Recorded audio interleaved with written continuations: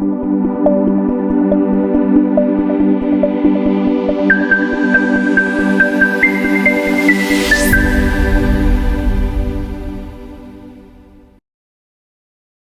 everyone. Today, we are with the person who gives people a superpower to think in foreign languages and unlocks the true fluency. We are with the founder and CTO of the startup called Thinking. We are with Asha Joshi. So, welcome, Asha, and tell us how you're doing and what you're up to these days. Thanks, Sudarsh, for that grand welcome. I'm doing very well, and thanks for having me here. Like you said, I'm the CTO, co-founder and CTO of a company called Thinkin. Thinkin gives the superpowers to think in a foreign language and speak it like a native speaker. Our users range from international professionals to diplomats to basically anybody who has spent time learning a foreign language, but eventually they found, okay, their practical skills are kind of stagnant. Their writing and speaking is not developing. They are not able to do it on their own. So that's when they come to Thinkin. And what we have analyzed over the time that within three weeks of using Thinkin, they're able to their vocabulary just doubles. Their sentence length is 3 times longer than how they started. That's kind of a summary of what we are doing at Thinkin and who our customers are. I went through your website and it is so structured and so beautiful. And it states that you need to know on an average 10,000 sentences to become fluent in a language. Also, you have mentioned that it uses artificial intelligence and different sciences and technologies to enhance the fluency of a person. So tell me more about this. Like, were you always structured this way, like in terms of your thought process? And how did you come up with this idea and how did you execute it? Take us through the story. Yeah, direction is basically my professional background. It's been from the start of my career building customer-faced applications. And over the time with my experience and my education, I ended up learning to build really scalable applications. So the software has been my hard skills, so to say. And then also I was transitioning into leadership. I learned that, okay, I'm very good at problem solving. So I also developed the soft skills of a person who can lead a team, who can build something from the ground up and really scale that. Around 2018, I just was in this zone that I felt that I can build something on my own and put it out there. I was never into foreign languages, especially of continental Europe. But as my life unfolded, I was traveling to Germany. I was moving in there. I was working there. I had to know the language for that. I did what everybody does. I did courses. I started using apps and solving these grammar exercises. But I just never felt very confident whenever I wanted to speak the language without any help. Still, my German wasn't something I was very proud of, although I had put in so much time and effort. After Germany, I moved to Spain, and I again was in the same situation where I had to know the language. And I did the same thing again. I did the courses. I started using the apps, but then I was like, okay, whenever I want to speak, I'm in the same situation, and I don't want that every time I move to a different country, then I have to go through this spiral and then put in so much effort and still don't see myself speaking the language. And I just could not understand why with language learning, why am I sucking at it? And this was the time I started to talk to other people, other foreigners, and I just realized, okay, actually this is just not me. Everyone I'm talking to, they have the same problem. They are all unhappy about their fluency, and they're all putting in effort. They all want to be better, but there is some mismatch here. There's a gap here, and that's when I realized, okay, there are actually two main things here. We are not responsible, but these things are being neglected by the whole industry. So the first thing was that speaking a foreign language is such a practical experience. Like you and me right now talking, we're producing so much language. But whenever it comes to a foreign language, it's so much theoretical. There's so much emphasis on the grammar, the structure, but the real usage of the language, like doing it on your own, is just completely neglected. So this was a big gap. And the second thing was that there is just so many things out there, so much content, so many resources, that most of the time people are just stuck. Where shall I start? How shall I continue? And it was so important for us to build something that was super simple, that was uncomplicated, decluttered.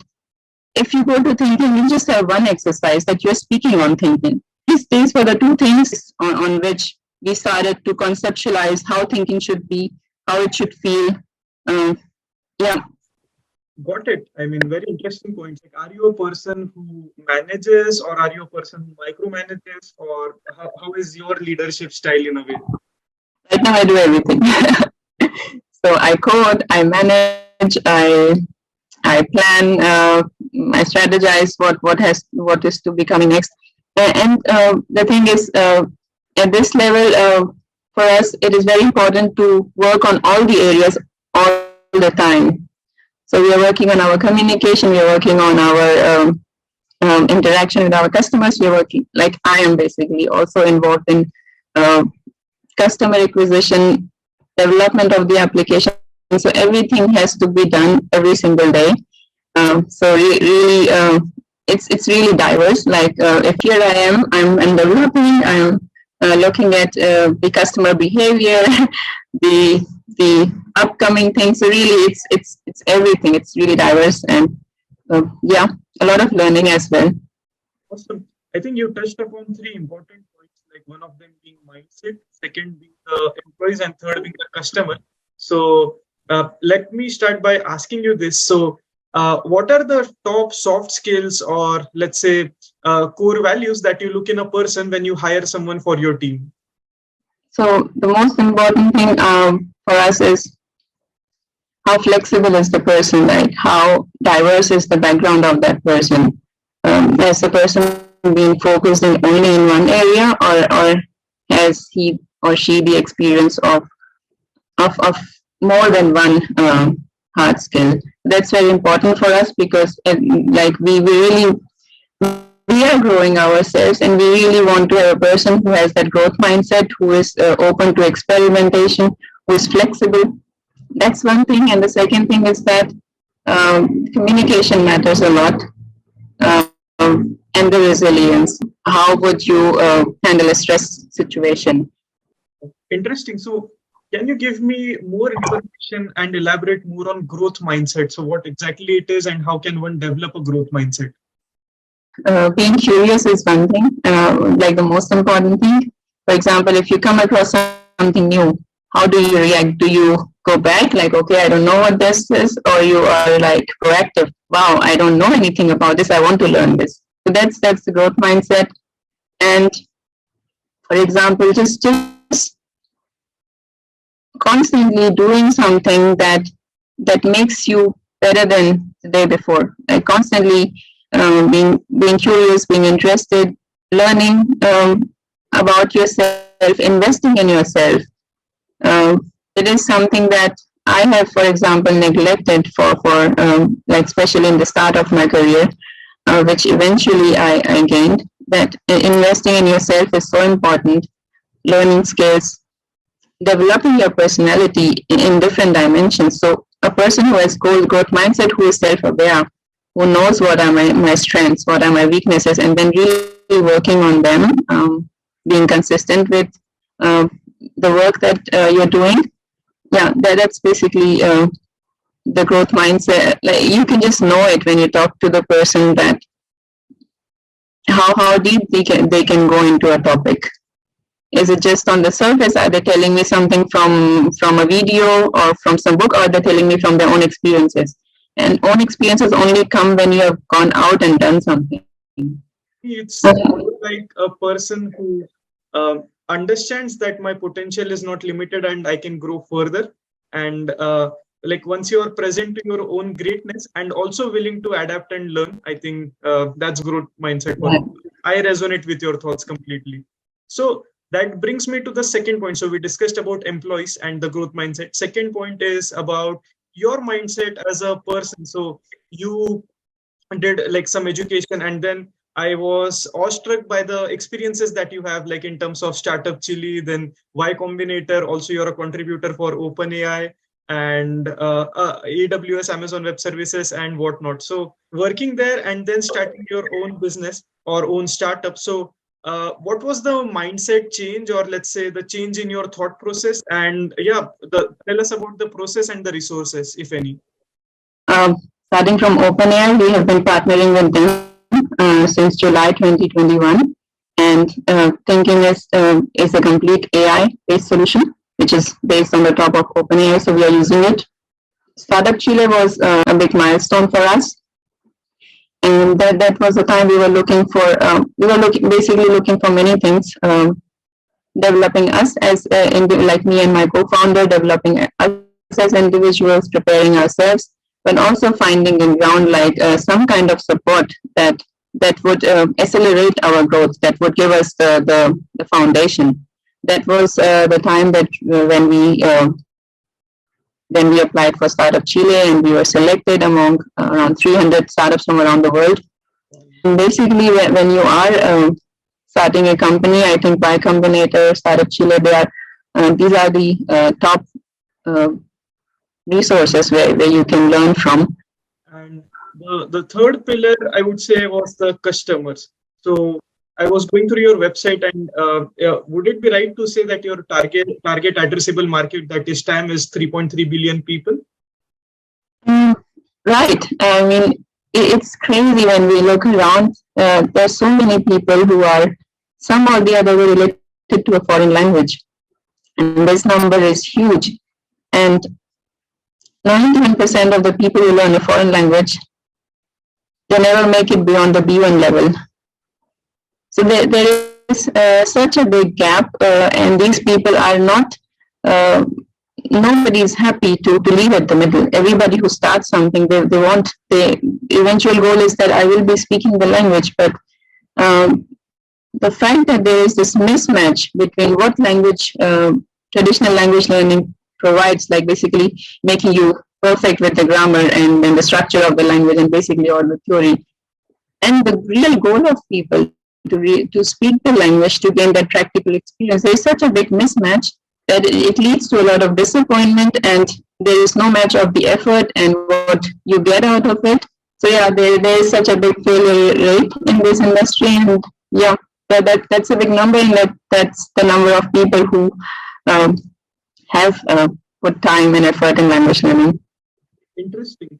So I would like to know, what is your customer acquisition strategy as to like, do you do it only through your website or through LinkedIn? Because I see you put out a lot of different posts on LinkedIn, which are very insightful, and that's how I discovered you as well. So a very like, I see a very charismatic personality who's there on LinkedIn and who is thriving in her 30s, trying out very different things. So I have like two questions to this. So point A, does building a personal brand on LinkedIn, you as a founder and CTO, help? And point two, what are the other, let's say, customer acquisition strategies that you have for Thinking in particular? My personal LinkedIn profile is not for customer acquisitions. I would say it does help in networking. When I put myself out there, I get to meet a lot of other founders and investors and many people who help in my personal growth. And I'm lucky to have met so many nice people out there, so many talented people. But this is basically a place for me to put my learnings, my experiences out there, because the person I was in my 20s to the person I'm in my 30s now, it's really a 180-degree shift.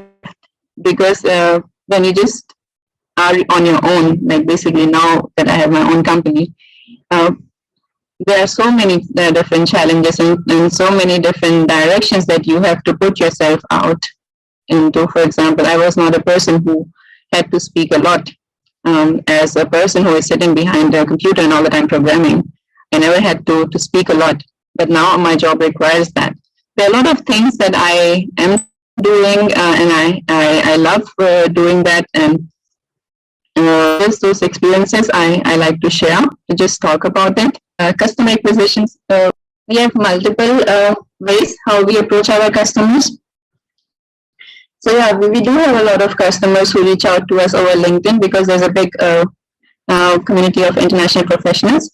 But we also function as I think there is also Thinkin B2B. So we directly partner with companies which have a lot of international professionals, because Thinkin then also goes into the direction of wellness. When an employee is feeling comfortable with the foreign language and is a foreigner, it adds a lot of value to the company. So we partner already with around 30 companies around the world. Then we are partnering with many hotel chains. So, for example, there's one hotel chain in France, which have these tiny houses. So whenever they have travelers, they can come and they get to use Thinkin whenever they're staying in these hotels. And that's a way for us to create awareness. And of course, me traveling to a different country and just playing with the language of that country and speaking something, it's just a great experience. And this is one way we are building awareness. And then there's one more, which is we have many diplomats as our users. So we have been lucky there. We have been able to network with many embassies and diplomats. So from there as well, we get in contact with many foreigners in different parts of the world. There is one more which has been working for us quite well, and that has been in the United States. There are many students who want to study abroad, and this group of students who are proactively looking for a solution to have the practical skills even before they land in the foreign country, targeting Europe. So yeah, those are also a small chunk of customers we have. I also had this observation when I go to in Germany, I go to Italian restaurants. Usually in the areas near washroom, they have these tapes playing in where they tell about how to say good morning in Italian or how to say thank you in Italian and stuff like that. So greetings and salutations and stuff like that. And interesting that you mentioned that you are also doing it for some hotels. So yeah, great to know that. And also your customer acquisition and customers in general look very varied. So I'm very curious as to how you do your marketing. Is it more of digital marketing? Is it more of organic marketing? How does your in general marketing presence go? So it is very much coupled with what I already told you about the customer acquisition. That's really where we are focusing. We are not doing the traditional marketing right now, like the Instagram ads or any kind of ads, Google ads, because I think that's a route we should be taking once we are mainstream. We are right now really focused on our target group of the people I told you, really understanding them, understanding their problems, working on our communication. And I think that the moment we are ready to scale to the mainstream, to really scale this, we would be going into that route, but this is not something we are focusing on. We really want to make it organic. We want to have a consistent growth, but not targeting a mass market. We really want to spend time understanding our users, understanding how Thinkin is fitting to them, and really make it a progressive growth. I think, yeah, some interesting points that you have made. And also after visiting your website, it is very clear that you focus on delighting every customer and providing a personalized and a customized experience. So, I mean, yeah, great job on that part. There was already Duolingo in the market. There are a lot of different applications in the market. So in order for you to go out and create Thinkin and to make it to the scale that it has already, you must be very fearless, or you must have a lot of courage. So a lot of my young friends and young professionals have this conceptualization in mind that what if I fail? How do I deal with fear of failure? So yeah, would love to know your thoughts on that. For me, it wasn't the traditional route. For example, I did not start when I was in my 20s in university time. In fact, throughout my education and professional experiences, I was very much detached from a startup kind of ecosystem. So there was nothing around startups around me. but it was really something that was growing naturally in me, that I felt that I can do things on my own and I have these leadership skills. And that's when I jumped into the startup industry. It was not that there was any exposure to me, so it happened a bit late to me, but I prefer that it happened this way, because what I have learned is that when you're starting a company, you have to really see it as a long-term project. Like, it's not something that you can do in a year or two or maybe 5 years and then you're done. Which also means that you need to know what are the skills, like what am I able to do on my own, what are my capabilities. That's really important, because if you overestimate yourself, then it's likely to gonna fail. And if you underestimate yourself, if you have not discovered what are your strengths, then you're also not going to go through all the challenges that are going to come. So basically, really knowing yourself, knowing what you can achieve on your own, be willing to learn, be willing to be uncomfortable. So those are the things. And second of all, having resources. Knowing that, okay, if I jump into it, I can survive for at least 2 years without stress.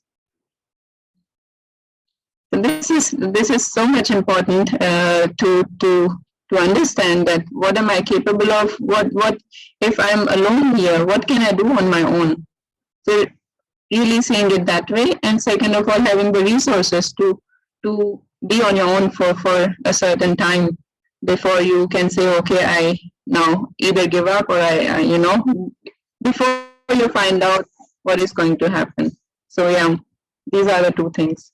There are a lot of free personality tests available on the internet. You can figure it out who you are and what are your strengths through these AI generated tests. And what I have found out is that these results, this analysis from the artificial intelligence, it's very helpful, and you can do that as well. And second thing, based on what Asha just said, I would say, I think SWOT analysis is something that each one of us should do. And I always find this fascinating, the concept of ikigai, where you try to find your own passion, purpose, and stuff like that. But I think the first step in that direction would be to figure out and do your SWOT analysis, personality test, and then go towards that. Yeah, I totally am on the same page. Like, I have not followed a lot of processes when it started for me. Eventually, in the journey, I was in situations where I had to really believe in myself and learn about my own skills and believe in them. But when I started, I wasn't that much self-aware, but I was ready to get into that, and I knew that I was capable, like at least from my hard skills, I was aware that I'm able to build a customer-centric application. I understand my customers, I understand the problem very well. But then a lot of self-development happened for me throughout the process, and that's also what I talk about on LinkedIn. So I think, in my opinion, like we live in a place where we have tremendous amount of information. So we always feel like we have this feeling of being left out, or the fear of missing out. And on the other end, we acquire, so we try to acquire a lot of knowledge, a lot of information. And despite having all this, so let's say, after studying bachelor's and master's, I feel that I know little and little every time I study more and more. So there's that imposter syndrome thing that's coming in. So my question to you is, like, how does one get out of this, let's say, fear of missing out, or let's say imposter syndrome, or let's say even analysis paralysis? Like, what is your take on whole of this thing? Today, if you are interested in a topic, you can really learn everything about it just in a click of a button. You list down everything that you're interested in, and then you prioritize what is the impact of this on me personally and my environment. Like, what is the impact going to be? How many people are going to be impacted by this knowledge or this thing that I'm doing? And when you do that, and then you can really organize it in a way based on the priority or what is the impact. That when you do that on a paper, you realize, okay, just take the first three things who have the biggest impact on yourself and your environment, and just double down on that because they are the most important for you. They are going to give you the most because the impact is the highest. So it's about being minimal also in the area of whatever I want to do, because it's a fact we have 24 hours in a day. We cannot do everything, and when we are doing everything, we're basically doing nothing. When we know that these are our areas and we're focusing on a consistent basis on them, we also see an impact. We see ourselves growing, and that satisfaction and pushes us even further to work on them. So to build that, to have that satisfaction, to see the impact, we have to really focus on certain things that have the highest impact and let go of the other things that maybe just stay curious about them, but we cannot be an expert. I think I agree with all your points. I was reading a book called The One Thing. So it essentially tells people that figure out the one thing that you want to do right now, find out that one person whom you want to contact as a mentor, as a professional, and like figure out one thing for every single thing. And then I also read it somewhere that if you have like 100 tasks and you do all 100 tasks all at once, it's highly likely or probable that you'll fail at all of them. Rather than that, start with one, complete it, and go in a stepwise manner. And that should give you a great impact. And yeah, this brings me to a next question for you, which is, and you have actively been also contributing to OpenAI and ChatGPT. So there's a AI boom or a AI revolution that we see. So it has been talked about for a decade now, but it is finally that we see in a concrete form right now, which is accessible to everyone.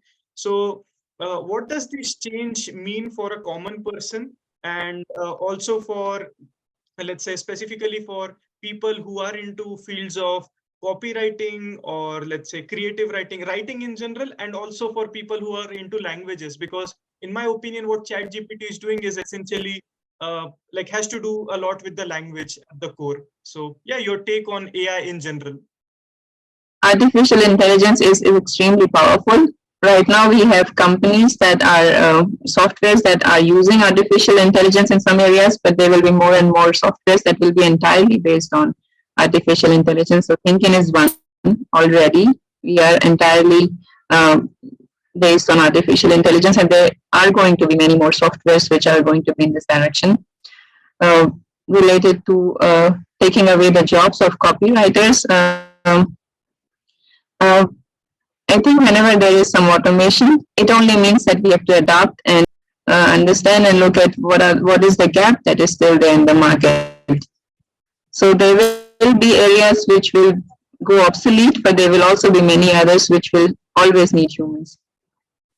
Collaborating and not competing with the AI. So if you can leverage the power of AI, you yourself can become better, and yeah, utilize it for making better changes in the world, bringing much more prosperity to the world. So I want to know about your networking style. So I see a lot of posts on LinkedIn. So I have this question: how important is networking for you as a person, as a founder? And second thing, how are you so consistent with your LinkedIn post? Do you have a ghost writer, or you use AI or something like that? Yeah, take us through the process. I think it has really been for me to not think a lot. For example, I have approached many people who are out of my reach, but it's really that you just put out yourself out there. You have to. I think here also imposter syndrome comes at times where you feel that, okay, maybe I'm not that relevant. Maybe I will not be interesting for the other side. But you have to really believe in yourself and know that you are capable. And if you want to approach a person, just do the background research. Just know something that there is a reason that why you are approaching them. Be clear, be concise, and just do it. That's been the case with me, and honestly, I was surprised with the kind of responses I received from people with big following, with big backgrounds, with a lot of experience. They're really humble and polite, and when you are on point, they're happy to help you. Like, everyone is really happy to help. It's just about making it efficient from your side. what is the one mistake that you feel you should have avoided in your 20s or anywhere in the past, like one top mistake? Not asking a lot of questions. Interesting. Like, just to quickly add my perspective about what you said is, I think if you don't ask, the answer is always no. So this is a quote from Nora Roberts, and there is no bad question. Exactly. And that's why I reached out to you. I was thinking, in the worst case, maybe Asha might just not respond to my message. That's the worst that can happen. So what are your top 3 book recommendations for people who are in their 20s and are looking forward to build a business or a startup? So there's one book which I love. It's called The Art of Nonconformity. And then, like personally, I really am into understanding the human behavior and how we function, how we think. So there's a book in that direction. It's called Thinking Fast and Slow. That's one great book. And then there is one book from Peter Thiel called 0 to 1. That kind of I think these go in 3 different directions. One is having this grit, having this resilience when you build from 0 to 1. The other is how we humans think when you understand how we react to different situations. And the first one is Art of Nonconformity, is basically giving you a base, giving you the confidence that doing things against the society, against the norm, is not as bad as we project it to be. Interesting. So my next question to you is, what does breakthrough mean for you? Because this podcast is named the Career Excellence Podcast, Breakthrough with Sudarsh. So what does breakthrough mean for you? I think breakthrough for me means to just be confident in yourself, to have that feeling that whatever you want to achieve, that you can achieve that. Whatever big your dream is, whatever crazy it sounds, just having that feeling that you can do it, it's just a breakthrough moment for anybody to have that belief in yourself. And where can our viewers and listeners find you online, and for what services should they contact you? Please come and become fluent in your foreign languages. Always welcome. So that's my company on getthinking.com. I'm active on LinkedIn. You can always reach out to me there. Which brings me to my last question. What is your final advice for our viewers? To get into uncomfortable situations. And whenever you are in an uncomfortable situation and you feel that you don't belong, that you are at a wrong place, to know that it's okay. That feeling is natural and it will go away. But as long as you're putting yourself in uncomfortable situations, you're expanding your horizon. You're expanding your skills. You're becoming a better person. Awesome. I thoroughly enjoyed having this conversation with you. So for our audience, thank you so much for tuning in. I hope you found some value in this interaction with Asha. And go and follow her on her LinkedIn, and also visit her website, which is Thinking. And do let us know in the comments what you found the most useful and what is going to be your action plan from here. With this is Sudarsh signing off from the Career Excellence Podcast, Breakthrough with Sudarsh. Thank you.